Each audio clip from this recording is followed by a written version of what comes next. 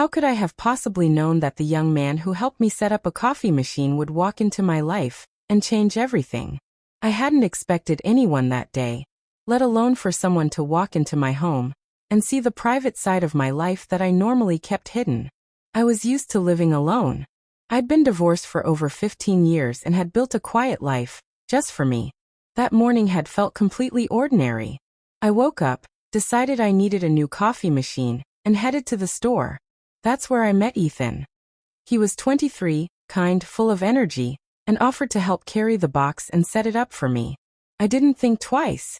I accepted, thankful for his help. When we stepped into my house, I had completely forgotten what I'd left out in the living room. Some personal items and things I usually kept private. They were so familiar to me, I didn't even notice them anymore. But when Ethan glanced toward the couch, his eyes stopped for a moment, and then he smiled gently. "You live alone, don't you?" he asked with a curious tone, almost playful. I felt my face warm up. I hadn't planned for anyone to see that side of me.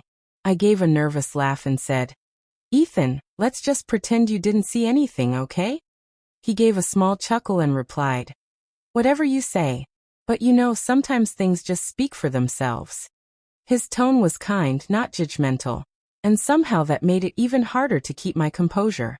I felt flustered, a little exposed, but not uncomfortable. It was a strange mix. I looked at him and said quietly, "Don't forget to subscribe and turn on notifications if you're into stories like this. And leave a comment. I'd love to know what you think." Still smiling, Ethan shrugged. "Honestly," he said, "we all have things we keep to ourselves. It's normal. But sometimes it's not quite enough, is it?" There was something in the way he said it. Gentle, reflective, almost like he knew what it meant to feel alone. Our eyes met, and in that moment, there was a stillness, like the world paused for just a few seconds. I hadn't felt a connection like that in years. "You know," he said with a thoughtful smile, "I noticed something about you when we first met at the store.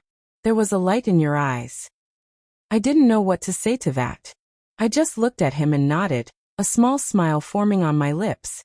"If that's true, then maybe that's why I agreed to let you in." There was silence for a moment. The kind that isn't awkward, but full of thought. I stood there and then said, "I've been in these jeans all day. They're getting uncomfortable. I think I'll go change into something more relaxed. Make yourself at home." Ethan's eyes followed me as I turned, and for a brief second, I felt a flutter inside.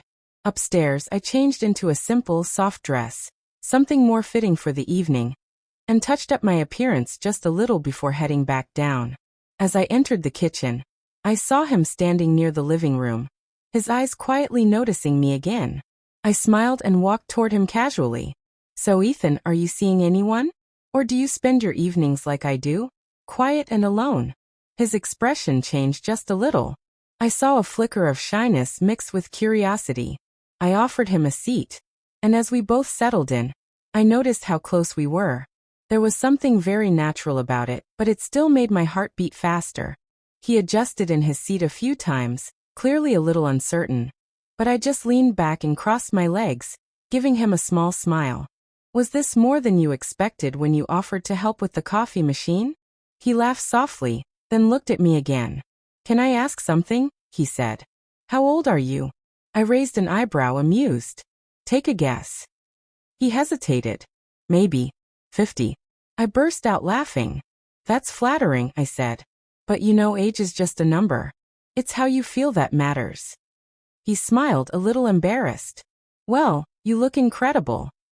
Those words warmed me more than I expected. We sat in that soft glow of conversation for a while. I found myself asking again, "So, do you have a girlfriend?" "No," he replied more seriously now. "I'm alone." I believed him. There was something honest in the way he said it.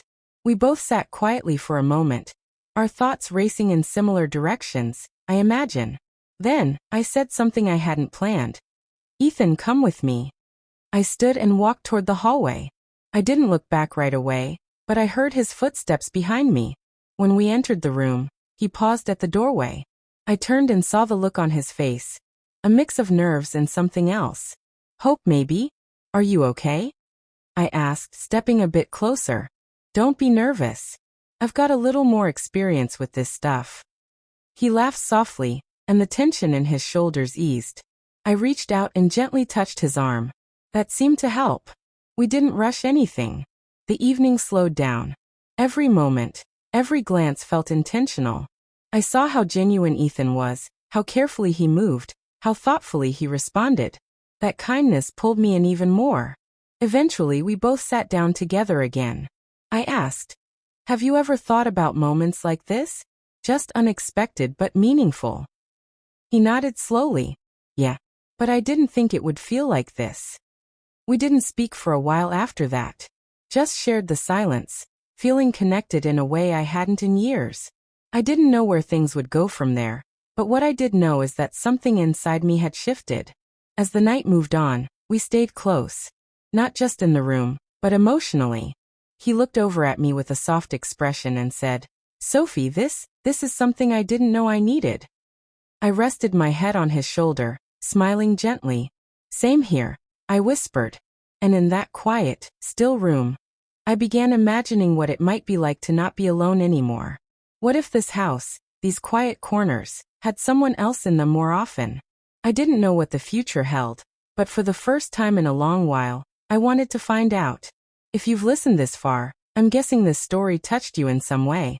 There's more to come. So hit that subscribe button, turn on notifications, and share your thoughts in the comments. I'd love to know what you think.